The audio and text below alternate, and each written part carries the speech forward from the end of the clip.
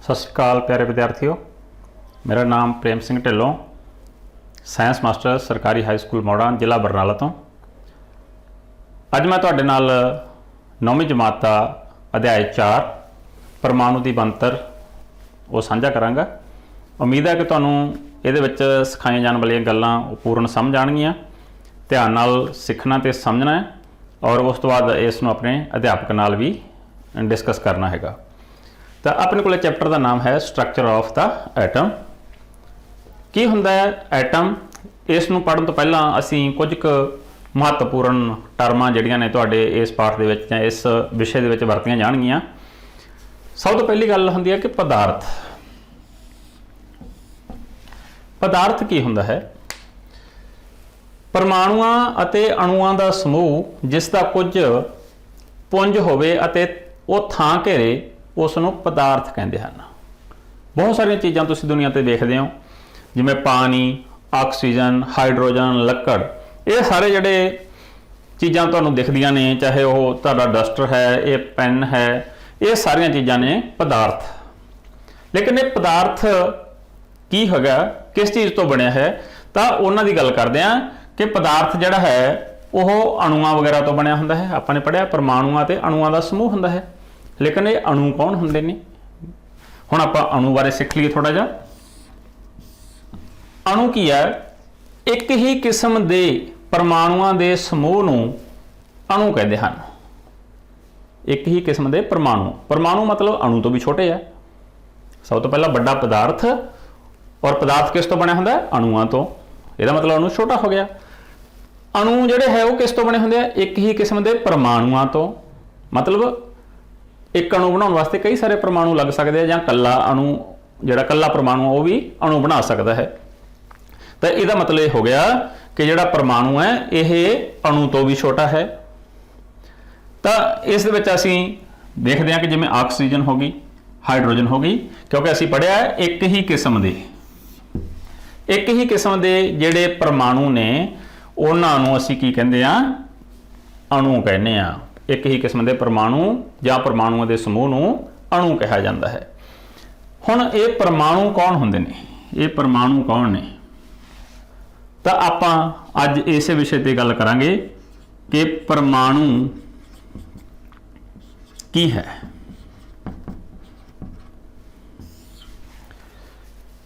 किसी भी पदार्थ की सब तो छोटी ते स्वतंत्र इकाई परमाणु कहलाउंदी है। किसी भी पदार्थ को तैयार करने वास्ते जिहड़ी सब तो मुढ़ली इकाई हुंदी है वो इकहरा तत्त एलीमेंट जिन्हों तुसीं कहने हो वो हुंदा है। लेकिन वो एलीमेंट अगे बहुत सारे छोटे भागों का बनिया हुंदा है। अज आपां उन्हां छोटे भागों के बारे ही विचार करांगे, उन्हां दीयां वख-वख गतिविधियां वेखांगे। हरेक परमाणु दे विच किहड़े-किहड़े छोटे अंग हुंदे आ, छोटे भाग हुंदे आ ते उन्हां नूं की कहंदे आ। अज दा विषय अपना यही है। तो परमाणु की है? तो उस दे बारे आपां पढ़दे हां कि परमाणु की बनतर किहो जी हुंदी है। तो पुराने समय दे विच देखीए, आपां 19वीं सदी दे विच देखीए तो साडे एक विग्यानी होए जिन्हां दा नाम सी जे थॉमसन। तो उन्होंने एक मॉडल दिता कि जिहड़ा एटम है या परमाणु है वो किस तरह का होएगा। तो उन्होंने कहा कि वो एक गोले का रूप है, जिस तरह तुसीं स्क्रीन के उपर देख रहे हो। उस दे विच बहुत सारे इलैक्ट्रॉन जिहड़े है जिन्होंने असी ऋण चार्जत कहने आ वो खुबे पे ने। जिस तरह एक तरबूज दे विच बहुत सारे बीज जिहड़े है वो खुबे हुंदे आ।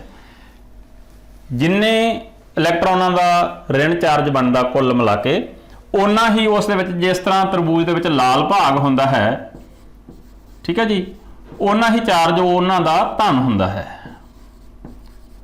ये जिहड़ा मैं लाइनां लगाईਆਂ ने इस तरह दीयां, यह धन चार्ज है, तो जिहड़े इलैक्ट्रॉन ने ये की ने? ऋण चार्ज ने। लेकिन थॉमसन ने ये कहा सीगा कि जिन्ने इलैक्ट्रॉन ने उन्हां दा जिन्ना चार्ज होवेगा उन्ना ही जिहड़े प्रोटोन आ उन्हां दा चार्ज होवेगा। लेकिन जिहड़े इलैक्ट्रॉन ने वो ऋण चार्ज ने ते जिहड़े प्रोटोन ने वो धन चार्जत ने। कुल मिला के इन्हां दा धन ते ऋण चार्ज जिहड़ा समान होने कारण जिहड़ा परमाणु बनिया वो की है? एक ਉਦਾਸੀਨ ਹੋ ਗਿਆ। ਉਹ ਕੀ ਹੋ ਗਿਆ? ਉਹ ਉਦਾਸੀਨ, ਉਹਦਾ ਬਾਹਰ ਕੋਈ ਚਾਰਜ ਦਿਖਾਈ ਨਹੀਂ ਦਿੰਦਾ। ਪਰਮਾਣੂ ਦਾ ਚਾਰਜ ਕੋਈ ਬਾਹਰ ਦਿਖਾਈ ਨਹੀਂ ਦਿੰਦਾ ਹੈ। ਨਾਲ ਤੁਸੀਂ ਉਹਦਾ ਮਾਡਲ ਜਿਹੜਾ ਹੈ ਉਹ ਸਕਰੀਨ ਤੇ ਦੇਖ ਰਹੇ ਹੋ। ਇਸ ਮਾਡਲ ਤੋਂ ਬਾਅਦ ਜੇ ਥਾਮਸਨ ਨੇ ਕੁਝ ਸੁਝਾਅ ਦਿੱਤੇ। ਇੱਕ ਨੰਬਰ ਸੁਝਾਅ ਸੀ ਜਿਹੜਾ ਉਹਦਾ, ਉਹ ਕੀ ਸੀ ਕਿ ਜਿਹੜਾ ਪੂਰਾ ਪਰਮਾਣੂ ਹੈ ਉਹ ਪਰਮਾਣੂ ਧਨ ਚਾਰਜ ਦਾ ਬਣਿਆ ਹੋਇਆ ਹੈ। ਪਹਿਲਾ ਸੁਝਾਅ ਦਾ ਸੀ ਕਿ ਜਿਹੜਾ ਉਹਦੇ, ਜਿਸ ਤਰ੍ਹਾਂ ਮੈਂ ਲਾਈਨਾਂ ਲਗਾਈਆਂ ਨੇ, ਇਹ ਜਿਹੜਾ ਭਾਗ ਹੈ ਇਹ ਸਾਰਾ ਧਨ ਚਾਰਜ ਦਾ ਬਣਿਆ ਹੋਇਆ। ਦੂਸਰਾ ਸੁਝਾਅ ਸੀ ਕਿ ਉਸ ਵਿੱਚ ਜਿਹੜੇ ਇਲੈਕਟ੍ਰੋਨ ਨੇ ਉਹ ਖੁੱਭੇ ਹੋਏ ਨੇ। ਇਲੈਕਟ੍ਰੋਨ ਇਸ ਧਨ ਚਾਰਜ ਵਿੱਚ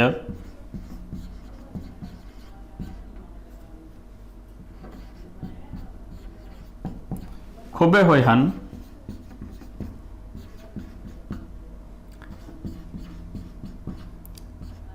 ਜਿਨ੍ਹਾਂ ਦਾ ਚਾਰਜ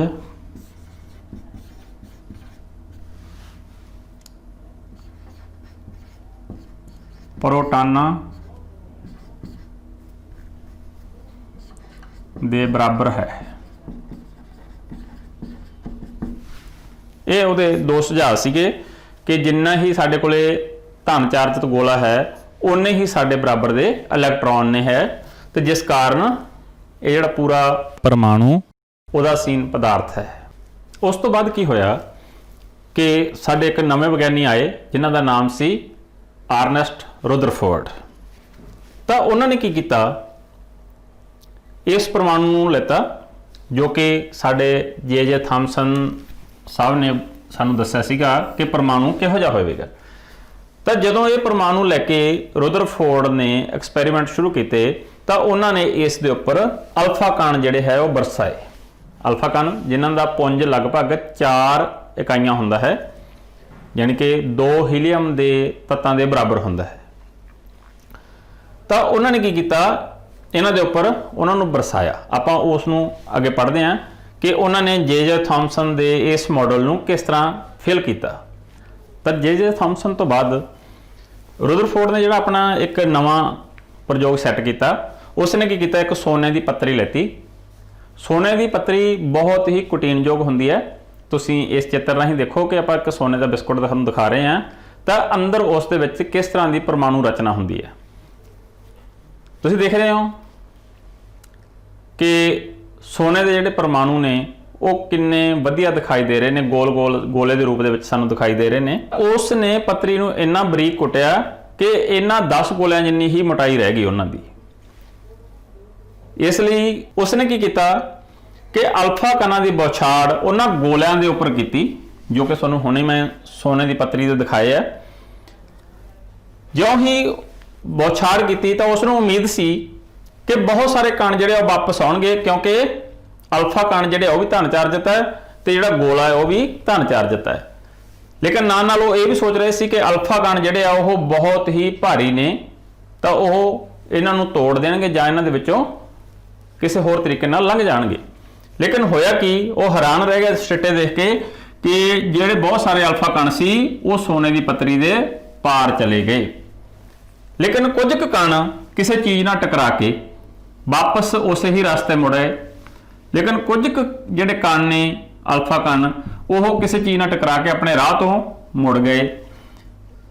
ਕੁਝ ਕੁ ਕਣ ਕਿਸੇ ਵਸਤੂ ਨਾਲ ਟਕਰਾ ਕੇ ਹੋਰ ਰਸਤੇ ਮੁੜ ਗਏ।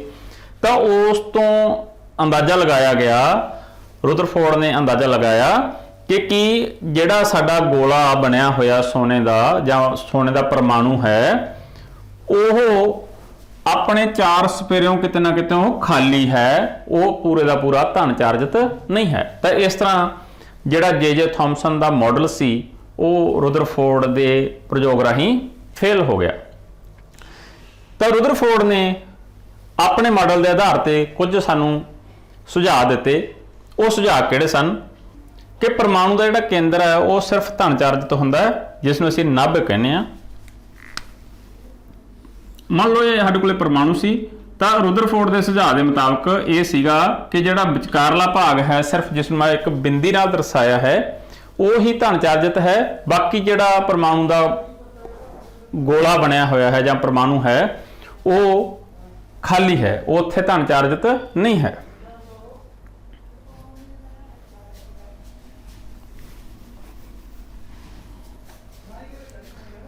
ਤਾਂ ਰੁਦਰਫੋਰਡ ਦੇ ਪਰਮਾਣੂ ਮਾਡਲ ਤੋਂ ਸਾਨੂੰ ਕੁਝ ਸਿੱਟੇ ਮਿਲੇ। ਪਹਿਲਾ ਸਿੱਟਾ ਸੀਗਾ ਕਿ ਪਰਮਾਣੂ ਦਾ ਕੇਂਦਰ ਧਨ ਚਾਰਜਿਤ ਹੁੰਦਾ ਹੈ, ਜਿਸ ਨੂੰ ਅਸੀਂ ਨਾਭਿਕ ਜਾਂ ਨਿਊਕਲੀਅਸ ਕਹਿੰਦੇ ਆ। ਉਸਨੇ ਆਪਣੇ ਮਾਡਲ ਦੇ ਵਿੱਚੋਂ ਸਭ ਤੋਂ ਪਹਿਲਾਂ ਸਾਨੂੰ, ਮੰਨ ਲਓ ਇਹ ਇੱਕ ਪਰਮਾਣੂ ਹੈ, ਇਸ ਪਰਮਾਣੂ ਦਾ ਜਿਹੜਾ ਪੂਰੇ ਦਾ ਪੂਰਾ ਧਨ ਚਾਰਜ ਹੈ ਉਹ ਇੱਕ ਬਿੰਦੂ ਹੀ ਹੈ, ਜਿਸ ਨੂੰ ਅਸੀਂ ਕੇਂਦਰਕ ਕਹਿੰਦੇ ਹਾਂ ਜਾਂ ਨਾਭਿਕ ਕਹਿੰਦੇ ਹਾਂ। ਦੂਸਰੀ ਗੱਲ, ਇਲੈਕਟ੍ਰੋਨ ਨਾਭਿਕ ਦੇ ਦੁਆਲੇ ਨਿਸ਼ਚਿਤ ਆਰਬਿਟ 'ਚ ਚੱਕਰ ਲਗਾਉਂਦੇ ਹਨ। ਸਾਡੇ ਕੋਲ ਜੇ ਥਾਮਸਨ ਦਾ ਮਾਡਲ ਹੈ, ਇਹ ਥਾਮਸਨ ਦਾ ਮਾਡਲ ਬਣਾ ਰਿਹਾ ਮੈਂ, ਔਰ ਇਹ ਹੈ ਰੁਦਰਫੋਰਡ ਦਾ ਮਾਡਲ। ਤਾਂ ਜੇ ਥਾਮਸਨ ਕੀ ਕਹਿ ਰਿਹਾ ਸੀ ਕਿ ਸਾਰੇ ਦਾ ਸਾਰਾ ਗੋਲਾ ਜਿਹੜਾ ਹੈ ਉਹ ਧਨ ਚਾਰਜਿਤ ਹੈ। ਕੀ ਆ ਉਹ? ਸਾਰੇ ਦਾ ਸਾਰਾ ਗੋਲਾ ਧਨ ਚਾਰਜਿਤ ਹੈ। ਲੇਕਿਨ ਰੁਦਰਫੋਰਡ ਕਹਿੰਦਾ ਕਿ ਜਿਹੜਾ ਧਨ ਚਾਰਜ ਹੈ ਉਹ ਸਿਰਫ ਵਿਚਕਾਰ ਹੈ। ਦੂਸਰੀ ਗੱਲ, ਰੁਦਰਫੋਰਡ ਨੇ ਦੂਸਰੇ ਪੁਆਇੰਟ 'ਚ ਆਪਣੇ ਕਿਹਾ ਕਿ ਇਲੈਕਟ੍ਰੋਨ ਜਿਹੜੇ ਨਾਭਿਕ ਦੇ ਦੁਆਲੇ ਚੱਕਰ ਲਗਾਉਂਦੇ, ਜਿਹੜੇ ਇਲੈਕਟ੍ਰੋਨ ਹੈ ਉਹ ਇਸ ਤਰ੍ਹਾਂ ਨਾਭਿਕ ਦੇ ਆਲੇ ਦੁਆਲੇ ਚੱਕਰ ਲਗਾਉਂਦੇ ਆ, ਇਹ ਇਲੈਕਟ੍ਰੋਨਾਂ ਦਾ ਰਸਤਾ ਹੈ।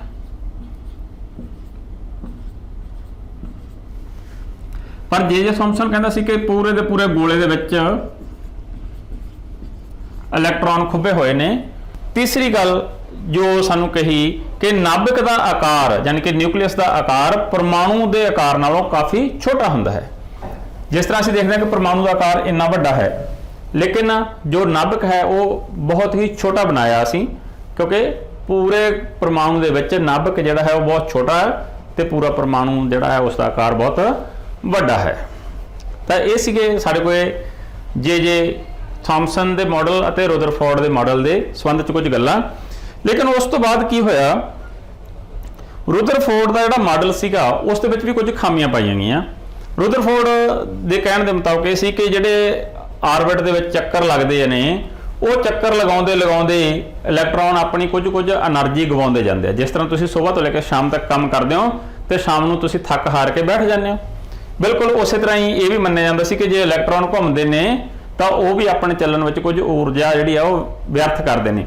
ਜੇਕਰ ਉਹ ਊਰਜਾ ਵਿਅਰਥ ਕਰਨਗੇ ਤਾਂ ਉਹ ਹੌਲੀ-ਹੌਲੀ ਘੁੰਮਦੇ ਕਿੱਥੇ ਪਹੁੰਚ ਜਾਣਗੇ, ਕੇਂਦਰਕ ਦੇ ਵਿੱਚ ਡਿੱਗ ਪੈਣਗੇ ਤੇ ਜਿਸ ਨਾਲ ਪਰਮਾਣੂ ਜਿਹੜਾ ਹੈ ਉਹ ਅਸਥਾਈ ਹੋ ਜਾਏਗਾ, ਉਸ ਦਾ ਚਾਰਜ ਜਿਹੜਾ ਉਹ ਵਿਗੜ ਜਾਏਗਾ।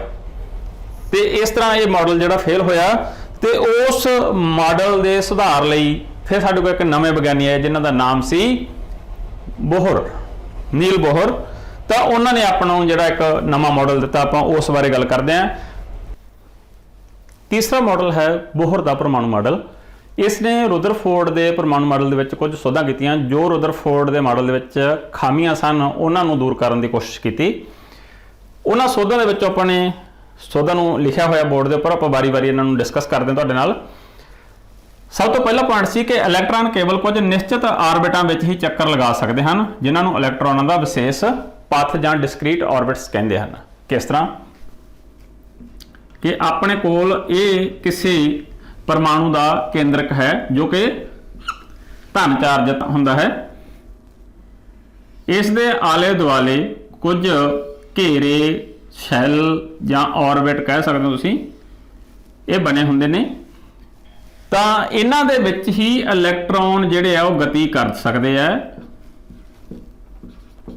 ਇਹ ਇਲੈਕਟ੍ਰੋਨਾਂ ਦਾ ਰਸਤਾ ਹੈ। ਠੀਕ ਹੈ ਜੀ। ਲੇਕਿਨ ਰੁਦਰਫੋਰਡ ਕੀ ਕਹਿੰਦਾ ਸੀਗਾ, ਰੁਦਰਫੋਰਡ ਕਹਿੰਦਾ ਸੀ ਕਿ ਜੇਕਰ ਨਾਭਿਕ ਹੈ ਉਸ ਦੇ ਆਲੇ ਦੁਆਲੇ ਕੋਈ ਇਲੈਕਟ੍ਰੋਨ ਆਪਣਾ ਚੱਕਰ ਲਗਾਉਣ ਲੱਗਿਆ, ਕਿਹਦਾ ਰਸਤਾ ਇਹ ਇਲੈਕਟ੍ਰੋਨ ਦਾ, ਤਾਂ ਉਹ ਹਰ ਵਾਰ ਆਪਣੀ ਊਰਜਾ ਘਟਾਉਂਦਾ ਜਾਵੇਗਾ ਤੇ ਉਹ ਪਹੁੰਚ ਕਿੱਥੇ ਜਾਵੇਗਾ, ਹੌਲੀ ਹੌਲੀ ਕੇਂਦਰਕ ਦੇ ਵਿੱਚ। ਤਾਂ ਤੁਸੀਂ ਦੇਖੋ ਕਿ ਇਹ ਜਿਹੜਾ ਇਲੈਕਟ੍ਰੋਨ ਹੈ ਆਪਣੇ ਊਰਜਾ ਨੂੰ ਗਵਾਉਂਦਾ ਹੋਇਆ ਕਿੱਥੇ ਪਹੁੰਚ ਗਿਆ, ਹੌਲੀ ਹੌਲੀ ਕੇਂਦਰਕ ਦੇ ਵਿੱਚ। ਤਾਂ ਜਿਸ ਨਾਲ ਪਰਮਾਣੂ ਦੀ ਸਥਿਰਤਾ ਦੇ ਉੱਪਰ ਸਵਾਲ ਉੱਠਦੇ ਹਨ। ਤਾਂ ਇਸ ਚੀਜ਼ ਨੂੰ ਉਸਨੇ ਸੁਧਾਰ ਕੀਤਾ। ਦੂਸਰੀ ਗੱਲ ਉਸਨੇ ਇਸ ਪੁਆਇੰਟ ਦੇ ਵਿੱਚ ਦੱਸੀ ਕਿ ਜਦੋਂ ਇਲੈਕਟ੍ਰੌਨ ਆਪਣੇ ਪਥ ਵਿੱਚ ਚੱਕਰ ਲਗਾਉਂਦੇ ਹਨ ਤਾਂ ਉਹਨਾਂ ਦੀ ਊਰਜਾ ਦਾ ਵਿਕਰਨ ਨਹੀਂ ਹੁੰਦਾ। ਜਿਸ ਤਰ੍ਹਾਂ ਰੁਦਰਫੋਰਡ ਦੇ ਮਾਡਲ ਦੇ ਵਿੱਚ ਊਰਜਾ ਜਿਹੜੀ ਆ ਉਹ ਘਟਦੀ ਜਾਂਦੀ ਸੀ ਤੇ ਇਲੈਕਟ੍ਰੌਨ ਹੌਲੀ ਹੌਲੀ ਕੇਂਦਰਕ ਵਿੱਚ ਡਿੱਗ ਪੈਂਦਾ ਸੀ। ਪਰ ਬੋਹਰ ਦੇ ਮਾਡਲ ਦੇ ਵਿੱਚ ਕੀ ਹੈ ਕਿ ਜਿਹੜਾ ਇਲੈਕਟ੍ਰੌਨ ਹੈ ਉਹ ਇੱਕ ਨਿਸ਼ਚਿਤ ਪਾਥ ਦੇ ਵਿੱਚ ਹੀ ਘੁੰਮ ਸਕਦਾ ਹੈ, ਉਹ ਆਪਣੀ ਮਰਜ਼ੀ ਨਾਲ ਊਰਜਾ ਨਹੀਂ ਛੱਡ ਸਕਦਾ। ਉਸ ਨੂੰ ਊਰਜਾ ਛੱਡਣ ਜਾਂ ਊਰਜਾ ਪ੍ਰਾਪਤ ਕਰਨ ਲਈ ਬਾਹਰੋਂ ਊਰਜਾ ਦੀ ਜ਼ਰੂਰਤ ਪੈਂਦੀ ਹੈ। ਉਸ ਤੋਂ ਬਾਅਦ ਤੀਸਰੀ ਗੱਲ ਜੋ ਅਸੀਂ ਆਪਣੇ ਕੋਲੋਂ ਨੋਟ ਕੀਤੀ, ਇਲੈਕਟ੍ਰੌਨਾਂ ਦੇ ਵਿਸ਼ੇਸ਼ ਪਥਾਂ ਨੂੰ ਊਰਜਾ ਪੱਧਰ ਯਾਨੀ ਕਿ એનર્ਜੀ ਲੈਵਲਸ ਕਹਿੰਦੇ ਹਨ। ਜਿਹੜੇ ਅਸੀਂ ਇਹ ਬਣਾਏ ਆ ਘੇਰੇ ਬਣਾਏ ਹੈਗੇ, ਇਹਨਾਂ ਨੂੰ ਅਸੀਂ ਕਹਿੰਦੇ ਆ ਊਰਜਾ ਪੱਧਰ ਜਾਂ એનર્ਜੀ ਲੈਵਲ। ਇਹਨਾਂ ਨੂੰ ਅਸੀਂ ਕੁਝ ਨਾਮ ਰੱਖਿਆ ਆ ਇਹਨਾਂ ਦੇ। ਇਹ ਸਾਡਾ ਨਾਭਕ ਹੈ। ਪਹਿਲੇ ਘੇਰੇ ਦਾ ਨਾਮ K ਸ਼ੈਲ, ਦੂਸਰੇ ਘੇਰੇ ਦਾ ਨਾਮ L ਸ਼ੈਲ, ਤੀਸਰੇ ਘੇਰੇ ਦਾ ਨਾਮ M ਸ਼ੈਲ ਔਰ ਚੌਥੇ ਘੇਰੇ ਦਾ ਨਾਮ N ਸ਼ੈਲ ਜਿਹੜਾ ਹੈ ਉਹ ਰੱਖਿਆ ਗਿਆ। ਇਹ ਚਾਰ ਸਾਡੇ ਕੋਲੇ ਪੱਧਰ ਨੇ। ਤੇ ਹੁਣ ਤੁਸੀਂ ਇਸ ਦੀ ਐਨੀਮੇਸ਼ਨ ਦੇਖੋ। ਆਪਾਂ ਅਲੱਗ-ਅਲੱਗ ਤੱਤਾਂ ਦੇ ਅਲੱਗ-ਅਲੱਗ ਪਰਮਾਣੂਆਂ ਦੇ ਆਰਬਿਟਾਂ ਤੇ ਉਹਨਾਂ ਦੇ ਕੇਂਦਰਕਾਂ ਬਾਰੇ ਸਿੱਖਾਂਗੇ। ਤੁਸੀਂ ਸਕਰੀਨ ਦੇ ਉੱਪਰ ਇੱਕ ਪਰਮਾਣੂ ਦੇਖ ਰਹੇ ਹੋ। ਇਹ ਹਾਈਡਰੋਜਨ ਦਾ ਪਰਮਾਣੂ ਹੈ। ਇਸ ਦੇ ਕੇਂਦਰਕ ਵਿੱਚ ਧਨ ਚਾਰਜ ਅਤੇ ਇਸ ਦੇ ਦੁਆਲੇ ਇੱਕ ਇਲੈਕਟ੍ਰੌਨ ਆਪਣੇ ਪਥ ਦੇ ਉੱਪਰ ਚੱਕਰ ਲਗਾ ਰਿਹਾ। ਜਿਸ ਤਰ੍ਹਾਂ ਤੁਸੀਂ ਦੇਖ ਰਹੇ ਹੋ ਇਹ ਬਿਲਕੁਲ ਗੋਲਾਕਾਰ ਪਥ ਦੇ ਵਿੱਚ ਘੁੰਮ ਰਿਹਾ। ਬੋਹਰ ਨੇ ਆਪਣੇ ਮਾਡਲ ਨੂੰ ਪਰਪੱਕ ਕਰਨ ਲਈ ਸਾਨੂੰ ਇਹ ਸਮਝਾਇਆ ਕਿ ਜਿਹੜੇ ਪਰਮਾਣੂ ਹੈ ਉਸ ਦੇ ਕੇਂਦਰ ਦੇ ਵਿੱਚ ਕੁਝ ਧਨ ਚਾਰਜਿਤ ਪਾਰਟੀਕਲ ਹੁੰਦੇ ਨੇ। ਜਿਸ ਤਰ੍ਹਾਂ ਤੁਸੀਂ ਇਸ ਹਾਈਡਰੋਜਨ ਦੇ ਐਟਮ ਦੇ ਵਿੱਚ ਦੇਖ ਰਹੇ ਹੋ ਕਿ ਇਸ ਦੇ ਕੇਂਦਰ ਦੇ ਵਿੱਚ ਕੋਈ ਧਨ ਚਾਰਜਿਤ ਪਾਰਟੀਕਲ ਹੈ ਜਿਸ ਦਾ ਨਾਮ ਪ੍ਰੋਟੋਨ ਹੈ। ਜੋ ਵੀ ਕੇਂਦਰ ਦੇ ਵਿੱਚ ਧਨ ਚਾਰਜ ਹੁੰਦਾ ਹੈ ਉਹ ਇਸ ਪ੍ਰੋਟੋਨ ਦੀ ਵਜ੍ਹਾ ਨਾਲ ਹੀ ਹੁੰਦਾ ਹੈ। ਇਸ ਦੇ ਨਾਲ ਜਿੰਨਾ ਚਾਰਜ ਪ੍ਰੋਟੋਨ ਦਾ ਕੇਂਦਰ ਦੇ ਵਿੱਚ ਹੋਏਗਾ ਓਨਾ ਹੀ ਬਾਹਰਲੇ ਘੇਰੇ ਦੇ ਵਿੱਚ ਇਲੈਕਟ੍ਰੋਨਾਂ ਦਾ ਵੀ ਹੋਏਗਾ। ਤਾਂ ਇਸ ਨੂੰ ਬੋਹਰ ਨੇ ਆਪਣੇ ਵੱਖ-ਵੱਖ ਮਾਡਲਾਂ ਦੇ ਵਿੱਚ ਪੇਸ਼ ਕੀਤਾ। ਉਸ ਨੇ ਹਰ ਤੱਤ ਦਾ ਇੱਕ ਮਾਡਲ ਪੇਸ਼ ਕੀਤਾ। ਜਿਸ ਤਰ੍ਹਾਂ ਤੁਸੀਂ ਹੁਣ ਸਕਰੀਨ ਦੇ ਉੱਪਰ ਦੇਖ ਰਹੇ ਹੋ ਇਹ ਦੂਸਰੇ ਐਲੀਮੈਂਟ ਹੀਲੀਅਮ ਦਾ ਮਾਡਲ ਹੈ ਜੋ ਸਾਨੂੰ ਬੋਹਰ ਨੇ ਦਿੱਤਾ ਸੀ। ਇਸ ਦੇ ਘੇਰੇ ਦੇ ਵਿੱਚ 2 ਇਲੈਕਟ੍ਰੌਨ ਘੁੰਮ ਰਹੇ ਨੇ ਪਹਿਲੇ ਘੇਰੇ ਦੇ ਵਿੱਚ, ਔਰ ਇਸ ਦੇ ਕੇਂਦਰ ਦੇ ਵਿੱਚ ਜੋ ਚਾਰਜ ਹੈ ਉਹ ਇਸ ਵਿੱਚ ਪਾਏ ਜਾਣ ਵਾਲੇ 2 ਪ੍ਰੋਟੋਨਾਂ ਦੀ ਵਜ੍ਹਾ ਨਾਲ ਹੈ। ਜਿਸ ਤਰ੍ਹਾਂ ਤੁਸੀਂ ਸਕਰੀਨ ਦੇ ਉੱਪਰ ਦੇਖ ਰਹੇ ਹੋ ਤੁਹਾਨੂੰ ਇੱਕ ਬਿੰਦੂਨੁਮਾ ਕੋਈ ਵਸਤੂ ਨਜ਼ਰ ਆ ਰਹੀ ਹੈ। ਇਹ ਅਸਲ ਵਿੱਚ ਕੈਲਸ਼ੀਅਮ ਦਾ ਐਟਮ ਹੈ। ਅਸੀਂ ਇਸ ਨੂੰ ਤੁਹਾਨੂੰ ਵੱਡਾ ਕਰਕੇ ਦਿਖਾਉਂਦੇ ਹਾਂ। ਦੇਖ ਰਹੇ ਹੋ ਕਿ ਇਸ ਦੇ ਕੇਂਦਰ ਦੇ ਵਿੱਚ 20 ਪ੍ਰੋਟੋਨ ਹਨ ਤੇ ਇਸ ਦੇ 4 ਘੇਰਿਆਂ ਦੇ ਵਿੱਚ 4 એનર્ਜੀ ਲੈਵਲਸ ਦੇ ਵਿੱਚ ਵੱਖ-ਵੱਖ ਘੇਰਿਆਂ ਦੇ ਅਨੁਸਾਰ ਵੱਖ-ਵੱਖ ਊਰਜਾ ਪੱਧਰਾਂ ਦੇ ਅਨੁਸਾਰ ਇਲੈਕਟ੍ਰੌਨ ਘੁੰਮ ਰਹੇ ਹਨ। ਇਹ 4 ਘੇਰੇ ਜਿਹੜੇ ਹੈ ਇਸ ਦੇ K, L, M, N ਪੱਧਰ ਨੇ ਤੇ ਇਹਨਾਂ ਦੇ ਵਿੱਚ ਇਲੈਕਟ੍ਰੌਨਾਂ ਦੀ ਗਿਣਤੀ ਜਿਹੜੀ ਆ ਉਹ ਵੱਖ-ਵੱਖ ਹੁੰਦੀ ਹੈ। ਇਸ ਗਿਣਤੀ ਨੂੰ ਅਸੀਂ 2n² ਦੇ ਫਾਰਮੂਲੇ ਨਾਲ ਜਾਣਦੇ ਹਾਂ। ਐਨੀਮੇਸ਼ਨ ਵਿੱਚ ਤੁਸੀਂ ਦੇਖਿਆ ਕਿ ਜਿਹੜੇ ਇਲੈਕਟ੍ਰੌਨ ਨੇ ਉਹ ਕੇਂਦਰਕ ਦੇ ਚੱਕਰ ਲਗਾ ਰਹੇ ਨੇ। ਬਿਲਕੁਲ ਤੁਸੀਂ ਮਾਡਲ ਦੇਖਿਆ ਇਸ ਤਰ੍ਹਾਂ ਇਲੈਕਟ੍ਰੌਨ ਜਿਹੜੇ ਆ ਘੁੰਮ ਰਹੇ ਨੇ ਸਾਈਡ ਦੇ ਉੱਪਰ, ਔਰ ਇਹ ਸਾਡਾ ਕੋਈ ਧਨ ਚਾਰਜਿਤ ਨਿਊਕਲੀਅਸ ਹੈ। ਤੁਸੀਂ ਅਲੱਗ-ਅਲੱਗ ਤੱਤਾਂ ਦੇ ਇਲੈਕਟ੍ਰੌਨਾਂ ਦੇ ਘੇਰਿਆਂ ਬਾਰੇ ਸਿੱਖਿਆ।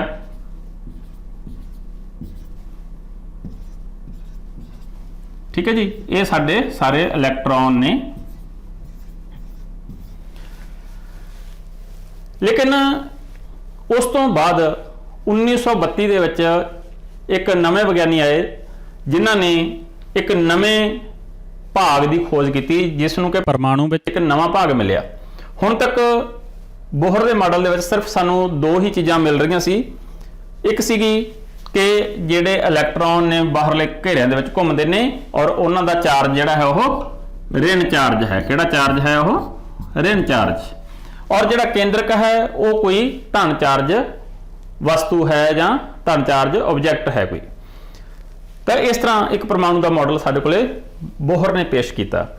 ਲੇਕਿਨ ਉਸ ਤੋਂ ਬਾਅਦ ਚੈਡਵਿਕ ਨੇ ਆ ਕੇ ਇੱਕ ਨਵੇਂ ਭਾਗ ਦੀ ਖੋਜ ਕੀਤੀ, ਨਵੇਂ ਨਿਕੜੇ ਅੰਗ ਦੀ ਖੋਜ ਕੀਤੀ ਜਿਸ ਨੂੰ ਨਿਊਟ੍ਰਾਨ ਕਿਹਾ ਗਿਆ।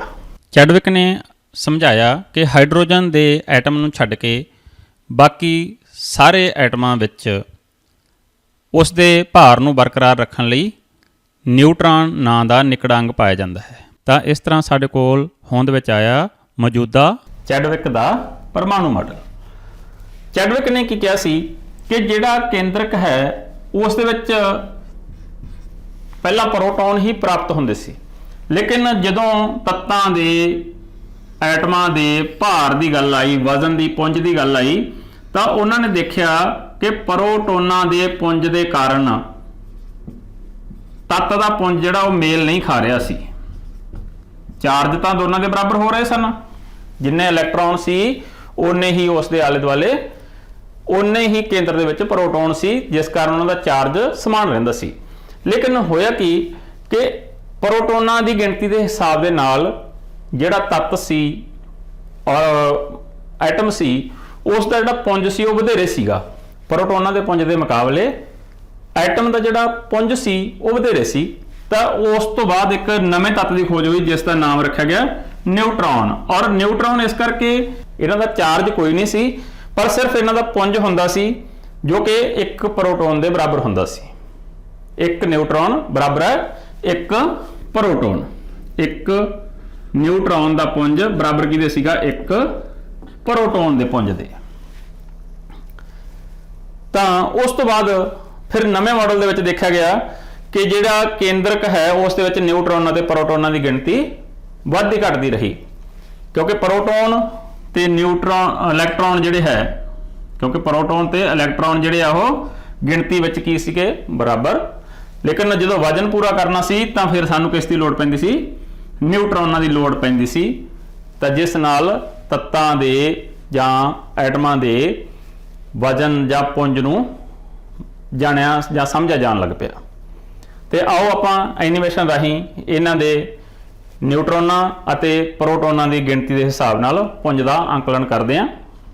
ਚੈਡਵਿਕ ਨੇ ਦੱਸਿਆ ਸੀ ਕਿ ਹਾਈਡਰੋਜਨ ਵਿੱਚ ਸਿਰਫ ਕੇਂਦਰ ਦੇ ਵਿੱਚ ਨਾਭਿਕ ਦੇ ਵਿੱਚ ਪ੍ਰੋਟੋਨ ਹੁੰਦਾ ਹੈ, ਇੱਕ ਪ੍ਰੋਟੋਨ, ਤੇ ਉਸ ਦੇ ਬਾਹਰੀ ਘੇਰੇ ਦੇ ਵਿੱਚ ਇੱਕ ਇਲੈਕਟ੍ਰੋਨ ਆਪਣੇ ਪਾਸ ਦੇ ਉੱਪਰ ਚੱਕਰ ਲਗਾਉਂਦਾ ਰਹਿੰਦਾ ਹੈ। ਇਸ ਕਰਕੇ ਉਹਨਾਂ ਦਾ ਹਾਈਡਰੋਜਨ ਦਾ ਜਿਹੜਾ ਪੁੰਜ ਸੀ ਉਹ 1 AMU ਸੀ, ਔਰ ਉਸ ਦੇ ਜਿਹੜਾ ਚਾਰਜ ਸੀ ਉਹ ਧਨ ਅਤੇ ऋण ਚਾਰਜ ਇੱਕ ਪ੍ਰੋਟੋਨ ਅਤੇ ਇੱਕ ਇਲੈਕਟ੍ਰੋਨ ਦੀ ਵਜ੍ਹਾ ਨਾਲ ਸਮਾਨ ਸਨ। ਇਸੇ ਤਰ੍ਹਾਂ ਹੀਲੀਅਮ ਦੇ ਤੱਤ ਦੇ ਵਿੱਚ 2 ਨਿਊਟ੍ਰੋਨ ਅਤੇ 2 ਪ੍ਰੋਟੋਨ ਹੁੰਦੇ ਹਨ, ਕਿਉਂਕਿ ਹੀਲੀਅਮ ਦਾ ਇੱਕ ਐਟਮ ਦਾ ਜਿਹੜਾ ਪੁੰਜ ਹੈ ਉਹ 4 ਐਟੋਮਿਕ ਮਾਸ ਯੂਨਿਟ ਹੁੰਦਾ ਹੈ, ਜਿਸ ਨੂੰ 4 AMU ਵੀ ਕਿਹਾ ਜਾਂਦਾ ਹੈ। ਔਰ ਇਸ ਦਾ ਜਿਹੜਾ ਕੁੱਲ ਚਾਰਜ ਸੀ ਉਹ ਦੋ ਪ੍ਰੋਟੋਨਾਂ ਦੀ ਵਜ੍ਹਾ ਨਾਲ ਉਹਦੇ ਬਰਾਬਰ ਦਾ ਚਾਰਜ ਸੀ ਉਹ 2 ਇਲੈਕਟ੍ਰੋਨਾਂ ਦੀ ਵਜ੍ਹਾ ਨਾਲ ਨਿਊਟਰਲਾਈਜ਼ ਹੋ ਜਾਂਦਾ ਸੀ, ਜਿਸ ਕਰਕੇ ਜਿਹੜਾ ਹੀਲੀਅਮ ਦਾ ਐਟਮ ਸੀ ਉਹ ਪੂਰੀ ਤਰ੍ਹਾਂ ਉਦਾਸੀਨ ਸੀ, ਚਾਰਜ ਮੁਕਤ ਸੀ। ਤੇ ਇਸ ਤਰ੍ਹਾਂ ਹੀ ਵੱਖ-ਵੱਖ ਤੱਤਾਂ ਦੇ ਉੱਪਰ ਉਸਨੇ ਆਪਣੇ ਆਪਣੇ ਸੁਝਾਅ ਦਿੱਤੇ, ਜਿਸ ਨੂੰ ਤੁਸੀਂ ਵੱਖ-ਵੱਖ ਮਾਡਲਾਂ ਵਿੱਚ ਐਨੀਮੇਸ਼ਨ ਰਾਹੀਂ ਵੇਖ ਸਕਦੇ ਹੋ।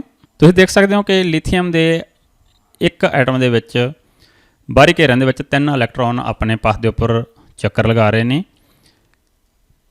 ਇਸ ਦੇ ਨਾਭਿਕ ਦੇ ਵਿੱਚ 3 ਪ੍ਰੋਟੋਨ ਵੀ ਨੇ ਜੋ ਇਲੈਕਟ੍ਰੋਨਾਂ ਦੇ ऋण ਚਾਰਜ ਨੂੰ ਆਪਣੇ ਧਨ ਚਾਰਜ ਨਾਲ ਉਦਾਸੀਨ ਕਰ ਰਹੇ ਹਨ। ਲੇਕਿਨ ਇਸ ਦਾ ਪੁੰਜ 7 AMU ਹੁੰਦਾ ਹੈ। ਇਸ ਲਈ ਉਸ ਦੇ ਪੁੰਜ ਨੂੰ ਤੁਲਨਾਤਮਕ ਕਰਨ ਲਈ ਇਸ ਦੇ ਨਾਭਿਕ ਵਿੱਚ 3 ਪ੍ਰੋਟੋਨਾਂ ਦੇ ਨਾਲ 4 ਨਿਊਟ੍ਰੋਨਾਂ ਦੀ ਵੀ ਜ਼ਰੂਰਤ ਪਈ, ਜਿਸ ਨੂੰ ਤੁਸੀਂ ਪਿੰਕ ਕਲਰ ਦੇ ਵਿੱਚ ਆਪਣੀ ਸਕਰੀਨ ਦੇ ਉੱਪਰ ਦੇਖ ਰਹੇ ਹੋ। ਇਹ ਸਾਡੇ ਨਾਭਿਕ ਦੇ ਅੰਦਰ ਪਾਏ ਜਾਣ ਵਾਲੇ 7 ਜਿਹੜੇ ਛੋਟੇ ਅੰਗ ਸੀਗੇ ਜਾਂ ਨਿੱਕੜੇ ਅੰਗ ਸੀ। ਅਤੇ ਇਸ ਤਰ੍ਹਾਂ ਇਹ ਲਿਥੀਅਮ ਦਾ ਐਟਮ ਜਿਹੜਾ ਹੈ ਉਹ 7 AMU ਪੁੰਜ ਦਾ ਹੁੰਦਾ ਹੈ। ਅਗਲਾ ਐਟਮ ਬਰੀਲੀਅਮ ਦਾ। ਇਸ ਦੇ ਬਾਹਰੀ ਘੇਰਿਆਂ ਵਿੱਚ 4 ਇਲੈਕਟ੍ਰੋਨ ਜਿਹੜੇ ਆ ਉਹ ਚੱਕਰ ਲਗਾ ਰਹੇ ਨੇ, 2 ਪਹਿਲੇ ਘੇਰੇ ਵਿੱਚ ਅਤੇ 2 ਦੂਸਰੇ ਘੇਰੇ ਵਿੱਚ। ਬਿਲਕੁਲ ਉਸੇ ਤਰ੍ਹਾਂ ਹੀ ਇਸ ਦੇ ਨਾਭਿਕ ਦੇ ਵਿੱਚ 4 ਪ੍ਰੋਟੋਨ ਅਤੇ 5 ਨਿਊਟ੍ਰੋਨ ਹਨ, ਕਿਉਂਕਿ ਬਰੀਲੀਅਮ ਦਾ ਜਿਹੜਾ ਪੁੰਜ ਹੈ ਉਹ 9 ਐਟੋਮਿਕ ਮਾਸ ਯੂਨਿਟ ਹੁੰਦਾ, 9 AMU ਹੁੰਦਾ ਹੈ, ਜਿਸ ਨੂੰ ਅਸੀਂ 9U ਦੇ ਨਾਲ ਵੀ ਜਾਣਦੇ ਹਾਂ। ਤਾਂ ਤੁਸੀਂ ਦੇਖ ਸਕਦੇ ਹੋ ਕਿ ਪ੍ਰੋਟੋਨ ਆਪਣੇ ਪਥ ਦੇ ਉੱਪਰ ਘੁੰਮ ਰਹੇ ਨੇ। ਜੋ ਪਥ ਅਸੀਂ ਤੁਹਾਨੂੰ ਦਿਖਾਉਂਦੇ ਹਾਂ ਸਰਕਲ ਦੇ ਰੂਪ ਵਿੱਚ, ਉਹ ਅਸਲ ਵਿੱਚ ਨਹੀਂ ਹੁੰਦਾ, ਪਰ ਉਹ ਇੱਕ ਮਾਰਗ ਦਿਖਾਇਆ ਗਿਆ ਕਿ ਇਸ ਹੀ ਮਾਰਗ ਦੇ ਉੱਪਰ ਉਹ ਘੁੰਮਦੇ ਰਹਿੰਦੇ ਆ। ਤਾਂ ਤੁਸੀਂ ਹੁਣ ਸਕਰੀਨ ਤੇ ਬਹੁਤ ਸਾਰੇ ਤੱਤਾਂ ਦੇ ਮਾਡਲ ਦੇਖ ਰਹੇ ਹੋ। ਬਹੁਤ ਸਾਰੇ ਐਟਮਾਂ ਦੇ ਮਾਡਲ ਤੁਹਾਨੂੰ ਸਕਰੀਨ ਤੇ ਚੱਲਦੇ ਦਿਖਾਈ ਦੇਣਗੇ ਤੇ ਤੁਸੀਂ ਫਟਾਫਟ ਉਸ ਦਾ ਅੰਦਾਜ਼ਾ ਲਗਾਉਣਾ ਹੈ ਕਿ ਇਹ ਐਟਮ ਕਿਹੜਾ ਹੈ। ਇਸ ਨੂੰ ਆਪਣੇ ਟੀਚਰ ਨਾਲ ਵੀ ਡਿਸਕਸ ਕਰਨਾ ਹੈਗਾ ਤੇ ਇਹਨਾਂ ਦੇ ਵਿੱਚ ਇਲੈਕਟ੍ਰੋਨਾਂ, ਪ੍ਰੋਟੋਨਾਂ ਅਤੇ ਨਿਊਟਰੋਨਾਂ ਦੀ ਗਿਣਤੀ ਮਾਪਦੇ ਹੋਏ ਜਾਂ ਗਿਣਤੀ ਕਰਦੇ ਹੋਏ ਤੁਸੀਂ ਪਤਾ ਲਗਾਓ ਕਿ ਹੁਣ ਤੁਸੀਂ ਸਕਰੀਨ ਦੇ ਉੱਪਰ ਕਿਹੜੇ-ਕਿਹੜੇ ਮਾਡਲ ਦੇਖੇ ਹਨ। ਬਿਲਕੁਲ ਠੀਕ, ਤੁਸੀਂ ਲਗਾਤਾਰ boron, carbon, nitrogen, oxygen, fluorine ਅਤੇ ਨਿਓਨ ਦੇ ਐਟਮ ਦੇਖੇ ਤੇ ਉਹਨਾਂ ਦੇ ਦੁਆਲੇ ਘੁੰਮਣ ਵਾਲੇ ਇਲੈਕਟ੍ਰੋਨਾਂ ਦੀ ਜਾਣਕਾਰੀ ਹਾਸਲ ਕੀਤੀ। ਪਿਆਰੇ ਵਿਦਿਆਰਥੀਓ, ਇਹ ਸੀ ਸਾਡਾ ਅੱਜ ਦਾ ਪਰਮਾਣੂ ਮਾਡਲ। ਪਰਮਾਣੂ ਦੀ ਬਣਤਰ, ਕਿਸ ਤਰ੍ਹਾਂ ਪਰਮਾਣੂ ਦੇ ਅੰਦਰ ਨਿਊਟਰੋਨ, ਪ੍ਰੋਟੋਨ ਅਤੇ ਇਲੈਕਟ੍ਰੋਨ ਹੁੰਦੇ ਨੇ, ਤੁਸੀਂ ਇਸ ਬਾਰੇ ਸਮਝਿਆ। ਲੇਕਿਨ ਜੇਕਰ ਫਿਰ ਵੀ ਤੁਹਾਡੇ ਮਨ ਦੇ ਵਿੱਚ ਕੋਈ ਸਵਾਲ ਹੋਵੇ ਤਾਂ ਤੁਸੀਂ ਆਪਣੇ ਅਧਿਆਪਕ ਨਾਲ ਇਹਨਾਂ ਨੂੰ ਜ਼ਰੂਰ ਡਿਸਕਸ ਕਰਨਾ ਹੈ। ਬਾਰ-ਬਾਰ ਇਹਨਾਂ ਚੀਜ਼ਾਂ ਨੂੰ ਪੜ੍ਹਨਾ ਹੈ, ਸਮਝਣਾ ਹੈ ਤੇ ਆਪਣੇ ਸਾਥੀਆਂ ਨੂੰ ਵੀ ਸਮਝਾਉਣ ਦੀ ਕੋਸ਼ਿਸ਼ ਕਰਨੀ ਹੈ। ਧੰਨਵਾਦ।